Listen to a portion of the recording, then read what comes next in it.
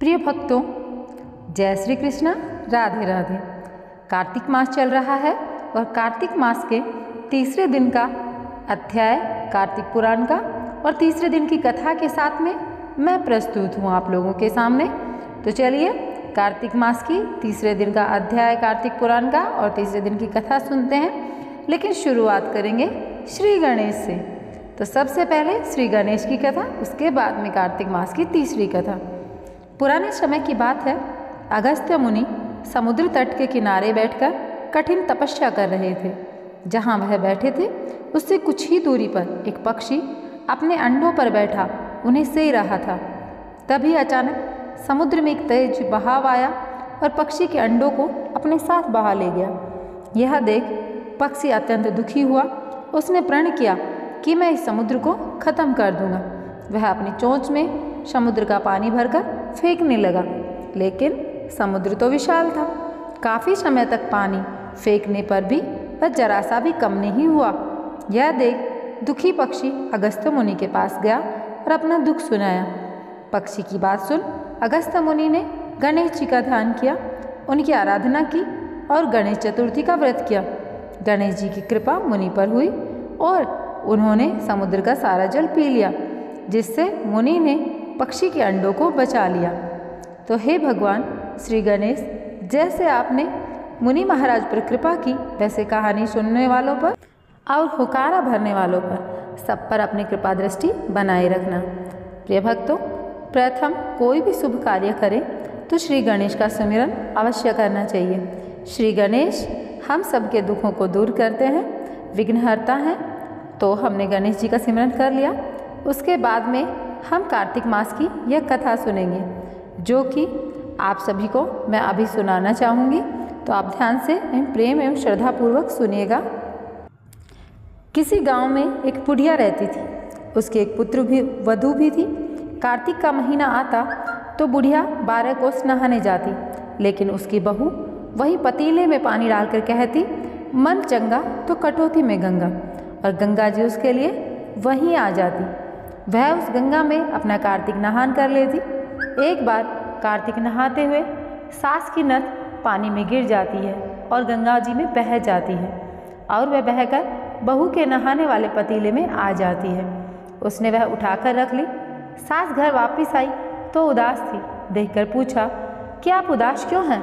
सास ने कहा, मेरी नथ गंगा जी में बह गई है। बहू ने कहा, अच्छा वह नथ, वह तो मेरे पास है। तो अपने बुजुर्गों से पूछकर पता लगा लीजिए कि गेरू क्या होता है, और फिर गेरू को चुटकी भर अपनी नहाने की बाल्टी में डाल लेना है। उसके बाद में आपको स्नान करना है। गर्भवती महिलाएं जब ग्रहण लगता है तो ऐसे समय में गेरू अपने पेट पर लगाती हैं ताकि उनका शिशु जो है वो सुरक्षित रहे। तो देखिए, गेरू डालकर जब आप स्नान करते हैं तो आपके घर में माता लक्ष्मी जो है स्थायी निवास कर लेती हैं और उनके जीवन में कभी भी ग्रहण नहीं पड़ता। ऐसा जो जल होता है स्वयं गंगा जल से भी ज्यादा पवित्र माना जाता है। शुभ कार्य और मंगल कार्य अत्यंत दुर्लभ जल यह बन जाता है। विशेषकर ऐसा जल घर में भी आप छिड़कते हैं चंद्रग्रहण के बाद तो आपके घर में शुद्धता आती है। मैं इस पर सौगंध खाता हूँ, अगर आप महाधनी ना बन जाए तो हमारे चैनल को अनसब्सक्राइब कर देना।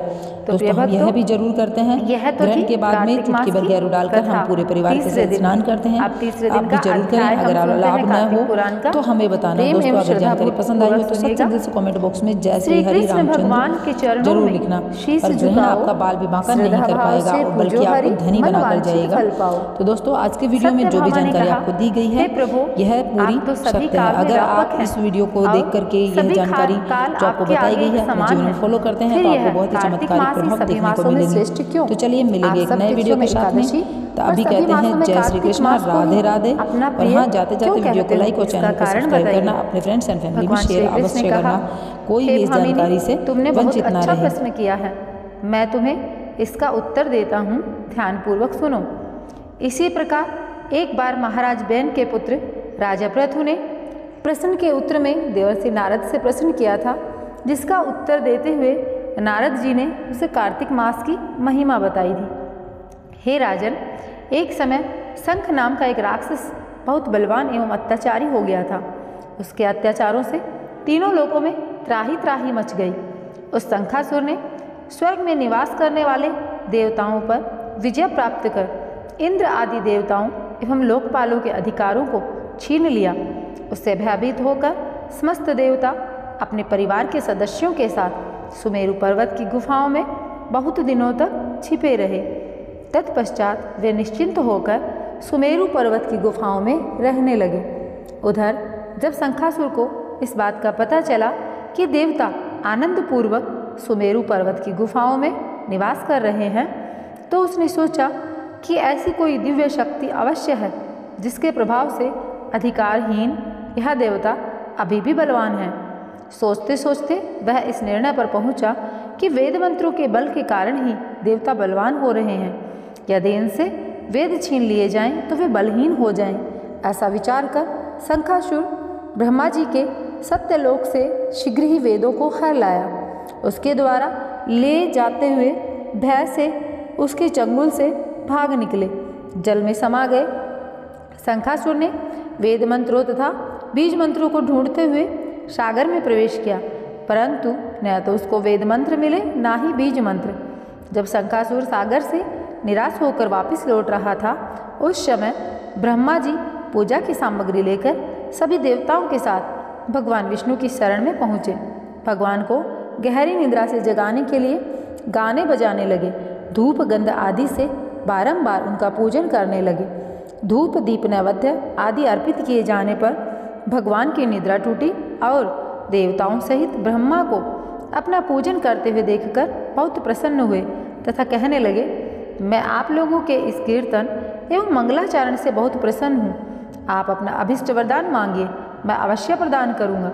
जो मनुष्य आश्विन शुक्ल की एकादशी से देव उत्थान एकादशी तक ब्रह्म मुहूर्त में उठकर मेरी पूजा करेंगे, उन्हें तुम्हारे ही भांति मेरे प्रसन्न होने के कारण सुख की प्राप्ति होगी। आप लोग जो पाद्य अर्घ्य आचमन और जल आदि सामग्री मेरे लाए हो, वे अनंत गुणों वाली होकर आपका कल्याण करेंगी। शंखासुर द्वारा हरे गए संपूर्ण वेद जल में स्थित हैं। मैं सागर पुत्र शंखासुर का वध करके उन वेदों को अभी लाए देता हूँ। आज से मंत्र बीज और वेदों सहित मैं प्रतिवर्ष कार्तिक मास में जल में विश्राम किया करूँगा। अब मैं मत्स्य का रूप धारण करके जल में जाता हूँ।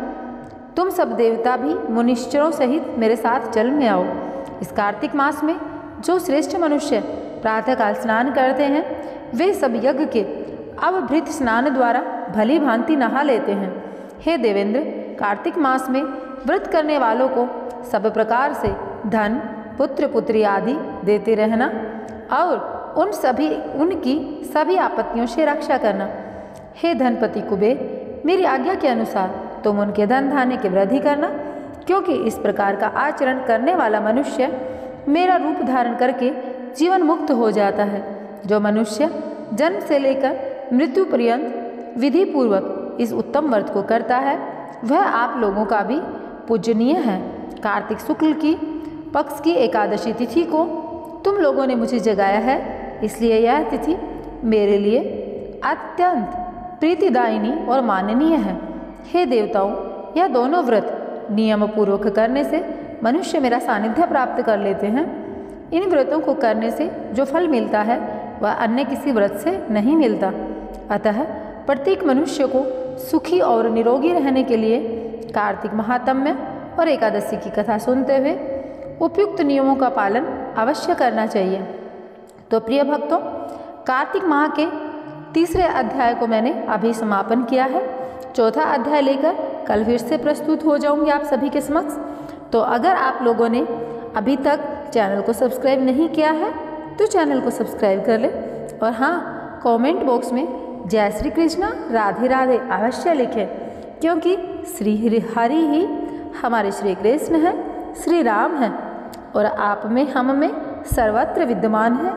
तो श्री हरि हम सबके कष्टों का निवारण करेंगे और हमारे सभी दुख और दारिद्र्य हर लेंगे। माता लक्ष्मी हम सबके जीवन में ऐसे ही अपनी कृपा बरसाती रहेंगी, और किसी भाई या बहन को कोई तकलीफ़ है तो उनकी वो तकलीफ़ दूर करेंगी। तो इसी कामना के साथ में इस वीडियो का हम एंड करेंगे। मिलेंगे एक नए वीडियो के साथ में। तब तक के लिए आप लोगों से एक ही गुजारिश करना चाहूँगी कि वीडियो को लाइक कर देना और चैनल पर पहली बार आए हैं तो चैनल को सब्सक्राइब अवश्य कर लेना, क्योंकि हमारे सनातन धर्म से जुड़ी हुई तमाम जानकारी इस चैनल पर आती रहती है आप लोगों के लिए। तो जय श्री कृष्ण, राधे राधे।